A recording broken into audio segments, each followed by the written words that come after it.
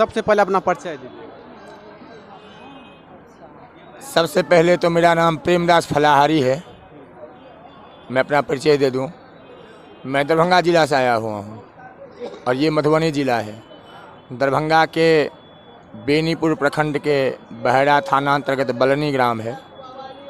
पूज्य श्री का प्रवचन सुनने हम यहाँ आए हुए थे। पूज्य शंकराचार्य भगवान का प्रवचन और संतों के ही आशीर्वाद से जीव का मार्गदर्शन होता है।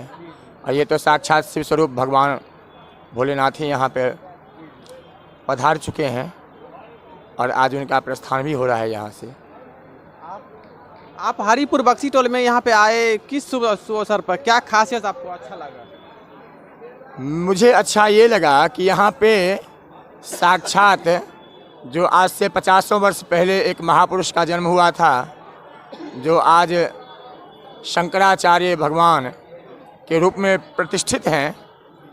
भारत देश के जो 4 मठ हैं, 4 दिशा में, उत्तर दक्षिण पूर्व पश्चिम, और ये गोवर्धन मठ जो है सो जगन्नाथपुरी के अंतर्गत आता है।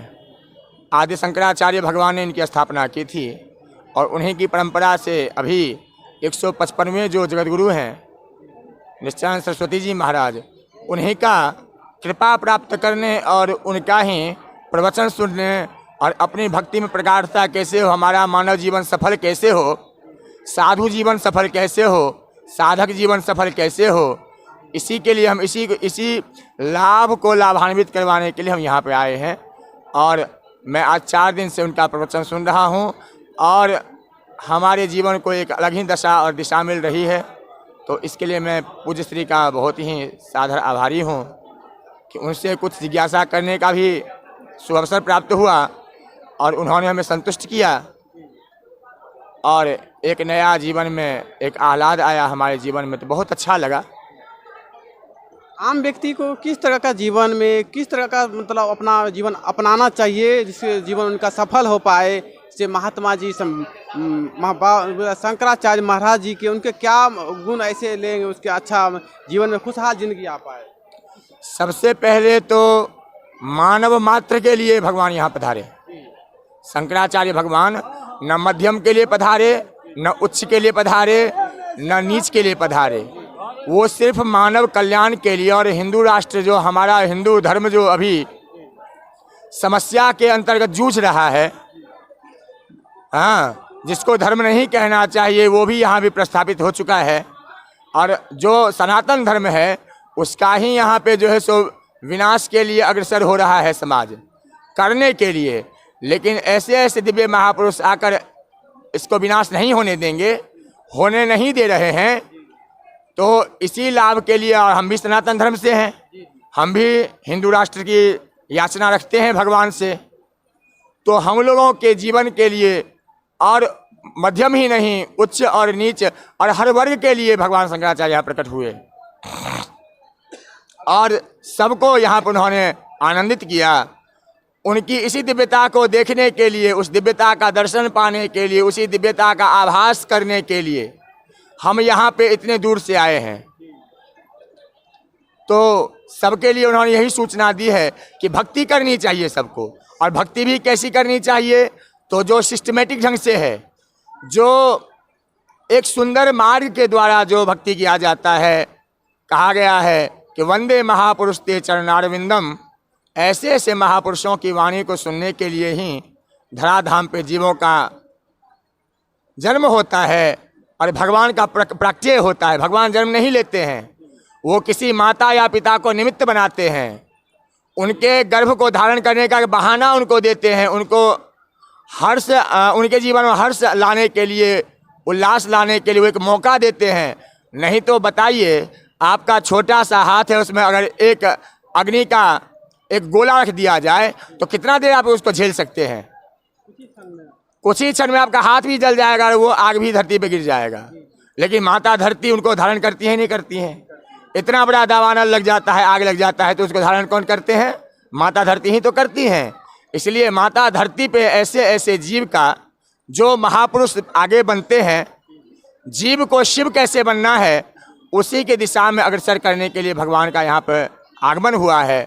हम तो भगवान ही कहेंगे, किसी को अगर शरीर लगता हो हाड़ मांस चर्म का, जो इस चक्षु से चर्म ही तो दिखेगा, लेकिन इस चाम में भी राम का ही निवास होता है, इस जीव में भी शिव का ही निवास होता है। तो हम तो उनकी दिव्यता को देख के आए हैं, उनके शरीर को देखने के लिए नहीं आए हैं। दुनिया में बहुत सारे सुंदर पदार्थ आप देख लीजिए, सुगंध ले लीजिए, स्वाद ले लीजिए, चख लीजिए और उसको अपने साथ रख लीजिए, लेकिन महापुरुषों की वाणी, महाजनों येन गतः सपंथा, पथ वही है, पंथ वही है, धर्म वही है, मार्ग वही है, जिसपे महापुरुष जो पूर्वाचार्य इस पे चले और चलकर आगे ईश्वर की प्राप्ति इन्होंने की। तो ऐसे ही जीव को भगवान अपनी ओर अग्रसर करने के लिए ऐसे ऐसे महापुरुष को धरती पर भेजते हैं, ना कि कोई माता पिता इनको अपने गर्भ में धारण करते हैं। कहा गया है उस गर्भ में उतनी शक्ति ही नहीं है कि इतने बड़े, जो क्या कहते हैं आपको, दावानल को, दावानल मतलब भक्ति की जो आग होती है, भक्ति का जो ज्वलन शक्ति होता है, उसको धारण कौन कर सकता है। लेकिन वो माता वो पिता धन्य हैं जो ऐसे ऐसे दिव्य शक्ति, ऐसी चिन्मय शक्तियों को धारण करते हैं। हम इस धरती को कोटि से प्रणाम करते हैं। इस धरती पर इनका अवतरण हुआ। जीव जन्म लेता है, जीव पैदा होता है, लेकिन महापुरुष जन्म नहीं लेते, महापुरुष पैदा नहीं, वो प्रकट होते हैं।